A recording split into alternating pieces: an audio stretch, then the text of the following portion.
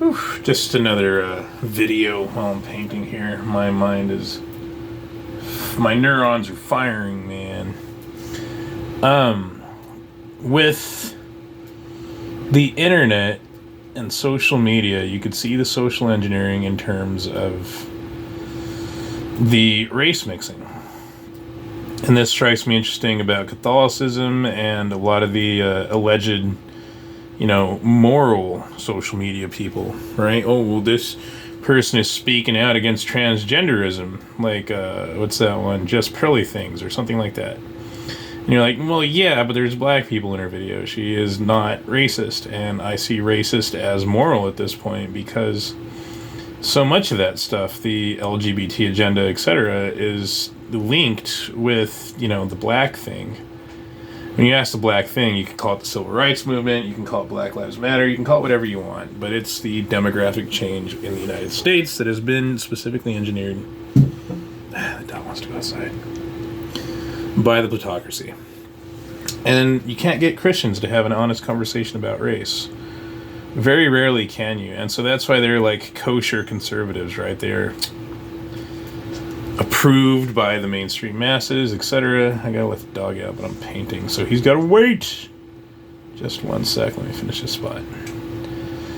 Fucking dog distracting me. And so that's an interesting thing to me because social media is taking immoral things, come on, let's go outside, and boosting them as moral. So this is a way that this subversion, right, this socially engineered moral decline of the United States is currently taking place and has been taking place for a while. Now you could say, Gabe, why would you say that, race mixing is immoral, or, African immigrants, Indian immigrants, Asian immigrants, Arab immigrants flooding America and Europe and all these once white Christian countries is immoral? And I could only analyze it honestly. It's like a chess game where I apply myself to my opponent's perspective to think, well, what would I do in their shoes? That way I can better improve my game. And so on the first level of that is the psychosexual thing, right? No, I don't like to see black men with white women because I want the woman for myself. Or, things like that. Or Mexican women, because I want my women of my race to be blacked, basically. Yeah. And so, therefore, you could say, oh, this is your ego, your male ego. But separating from that, there's also the destructive consequences of this, which aren't in the future. They've been happening for a while. They're happening now. Goldsboro, North Carolina is a good example of that. The same thing happened in Detroit, Chicago. Anywhere you get Africans, you get Africa. The property devaluing, right? Graffiti, paint going away. Ferns overtaking properties. Well-built houses built by white people in the 1940s, or crack houses. Like I actually lived in one through a Craigslist scam. Etc. Well, you don't get a lot of good tenants and good property owners with that particular demographic. You get a lot of crime, homicides, drug use, welfare dependence, etc. And so by that alone, I would cite morality. But it's also outside of morality. It's more of a realistic setting that if you want your country to maintain running water and drinking water and things like that, electricity, toilet paper, etc., you need to maintain a certain racial demographic that has created and maintained those things successfully throughout history, rather than the one that has failed to. This is just common sense. This is just rationality and reason, which I think is kind of trumps morality. What'd you do with the ball? And so when you see that particular immorality being promoted as moral on social media, you start to see that a lot of other things that are highly immoral are being presented as morally superior on social media, even though they have destructive consequences. And then you look at like the Mormon church And I believe the Vatican as well have paintings of like white Jesus holding a black baby and stuff. What the fuck, dude? And also, there's also the concept of separation of races into regions. That way we all have unique cultures and civilizations, right? Africa for Africans, Europe for Europeans, Asia for Asians, Middle East for Arabs, etc. Like, I completely agree with that. And so this gets into, again, racial differences, because I would be powerless to stop this sort of, plutocracy, engineered demographic destruction of my nation. I mean, I'm Spanish Native American. Spanish have been here since 1608. Native Americans long before that. But we are no longer going to be it's the end of a 400-year connection of blood and soil.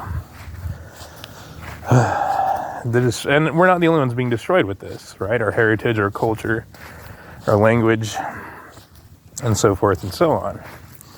It's being replaced with the modernization and therefore modern adaptions and influences.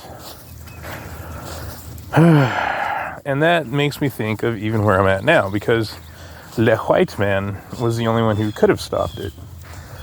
Right? 1950s white America was the best America. That's when America was a world superpower, and it was 90% white. It's declined in everything.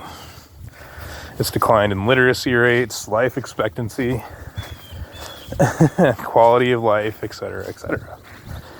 To the point where you get videos of blacks beating the shit out of whites, and the church is like, oh well, screw the victims, because they're white. We don't have more sympathy for the black criminals because they're black. And this is something that Fulton Sheen talked about, that the I can't remember the name of the talk, but more empathy for the mugger than the one who was mugged, and things like that. False altruism, I think it might have been. Anyway, like in Detroit, there was a video of a black guy beating the shit out of some white old man in a retirement home. And did Whitey chimp out? No, but if it would have been the reverse, oh man, the church would have gotten upset and Christians would have been like, oh no, racism. So whenever I get banned from social media, whenever I get people attacking me on the social media and stuff, it's exactly, and this includes Christians and Catholics, it's exactly like that meme.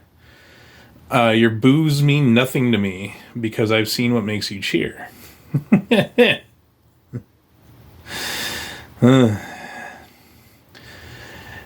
Blacks commit the highest amount of homicides, rapes, assaults, robberies, etc. I cannot count the amount of videos of this exact thing occurring. Women getting the shit beat out of them by their black boyfriends, white women, etc. And the church is like, oh well, who gives a crap about them, because the perpetrator was black, and Black Lives Matter, and racism bad, and da-da-da-da-da. And it's like, holy shit, dude, that's Christianity, huh? That's the modern world, is you're not allowed to point out that this, what is labeled as racism, and arguably is racism, even without being able to explain it, right? Even without being able to articulate intellectually valid talking points, that it still would have prevented so much damage, destruction, pain, and suffering. And so that leads me to think that the church is powerless to resist the plutocracy, and that the rich and wealthy have more power than the church, even over the Christians and the faithful. And social media is one example of that. They are subverting the church and the faithful through social media, or members of the church, I should say. And that's been a big cause in the decline of attendance of Christian churches, was electronic media, Hollywood, television, etc. And so this means that the reason the plutocracy isn't preventing these things by preventing demographic changes and stuff like that is because they want these outcomes. These are deliberate. They're glad. They're happy when white women get beaten by black men or hook up with black men, etc. This is their goals they are accomplishing.